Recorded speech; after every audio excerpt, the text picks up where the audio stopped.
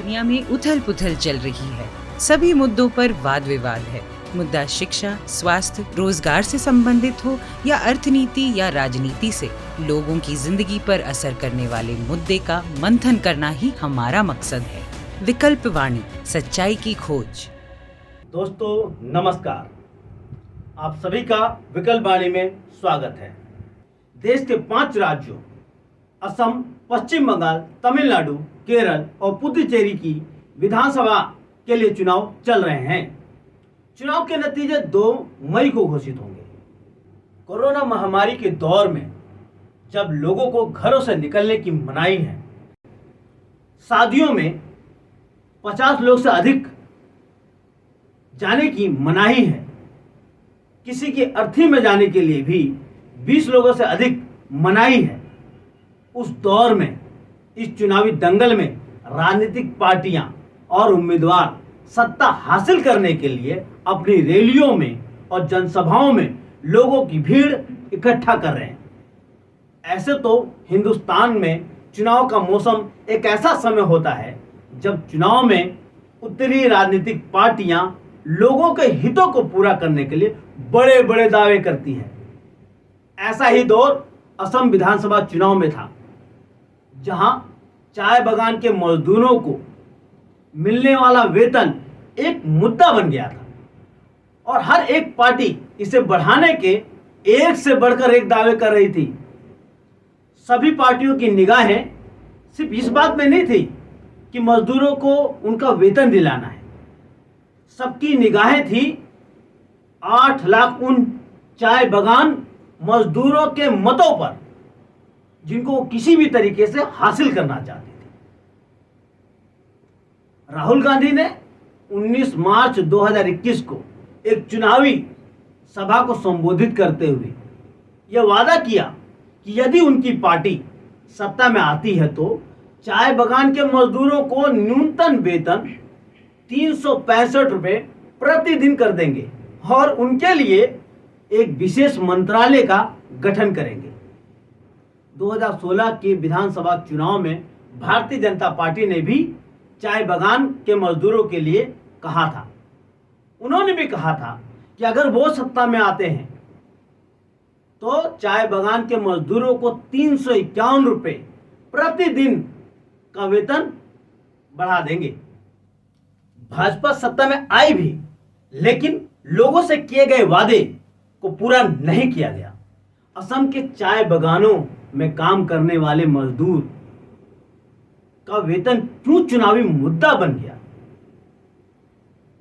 उसे हमें बहुत नजदीकी से समझने की जरूरत है, जिसे आगे की वीडियो में हम समझाने की कोशिश करेंगे।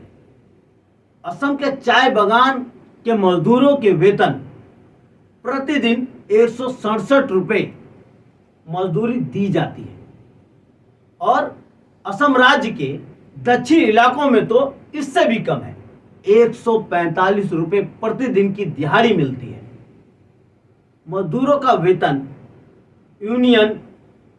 मजदूरों की यूनियन और चाय बागान के मालिकों के बीच समझौते से तय किया जाता है।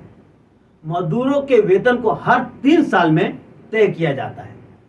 पिछली बार 2017 में यह निर्धारित किया गया था। उसके बाद अभी तक वेतन में कोई भी बढ़ोतरी नहीं किया गया है। पिछले 2 सालों से श्रमिक संगठन पूरे राज्य में बराबर वेतन, एक जैसा सभी को वेतन और कम से कम 350 रुपए प्रतिदिन वेतन की मांग को लेकर आंदोलन कर रहे हैं। मजदूरों का कहना है कि इस महंगाई के दौर में जब आलू, प्याज, तेल, पेट्रोल सबकी दाम आसमान छू रहे हैं, उस दौर में, इस महंगाई के दौर में उनको मिलने वाला वेतन बहुत ही कम है। रोजमर्रा की चीजों पर खर्च करने के बाद उनके बच्चों की शिक्षा के लिए या किसी अन्य चीजों के लिए खर्च करने के लिए उनके पास कुछ भी नहीं बचता।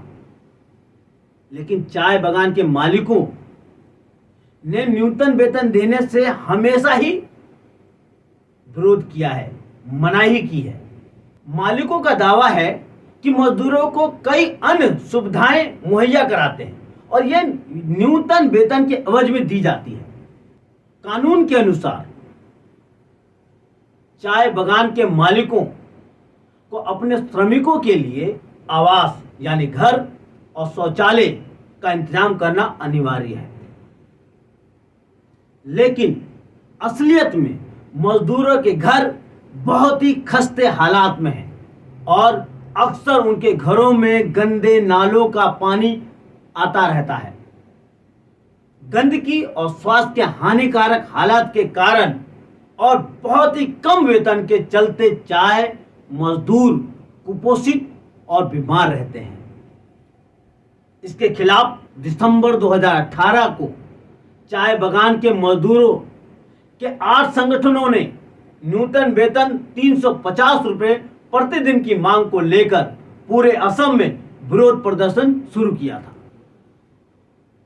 असम सरकार इस चीज को देखते हुए, मजदूरों के संघर्ष को देखते हुए और विधानसभा चुनाव 2021 को ध्यान में रखते हुए 20 फरवरी 2021 को चाय बगान के मजदूरों के वेतन में मात्र 50 रुपए प्रतिदिन की बढ़ोतरी का ऐलान कर दिया।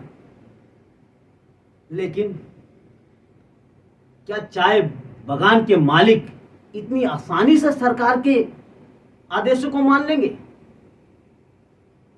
उन्होंने सरकार के आदेश को चुनौती देते हुए गुवाहाटी हाई कोर्ट में जाकर एक याचिका दायर की और कोर्ट, जो सबको बराबर का न्याय की बात करता है, उसने उस सरकारी आदेश पर रोक लगा दिया जो मात्र 50 रुपए बढ़ोतरी की मांग थी।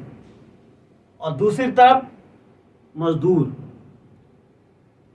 कोर्ट के आदेश के खिलाफ और अपनी मांगों को लेकर पूरे असम में संघर्ष तेज कर दिए।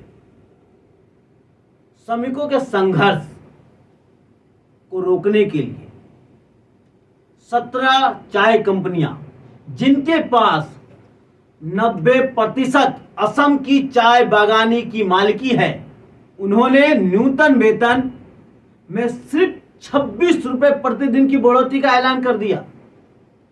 उनकी डिमांड अपनी सैलरी का डबल था और मात्र उसमें 26 रुपए, 167 रुपए में सिर्फ 26 रुपए जोड़ा गया। इस जमीनी हकीकत को देखकर स्पष्ट क्या होता है कि सत्ता में आने के लिए राजनीतिक पार्टियां चाय बगानों के मजदूरों के वेतन बढ़ाने के जो दावे कर रही है, क्या वाकई में मजदूरों के वेतन बढ़ेंगे?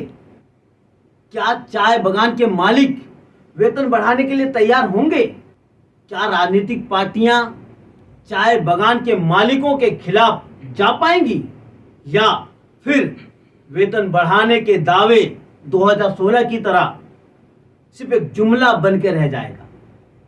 इस विषय पर हम सभी को सोचने की सख्त जरूरत है।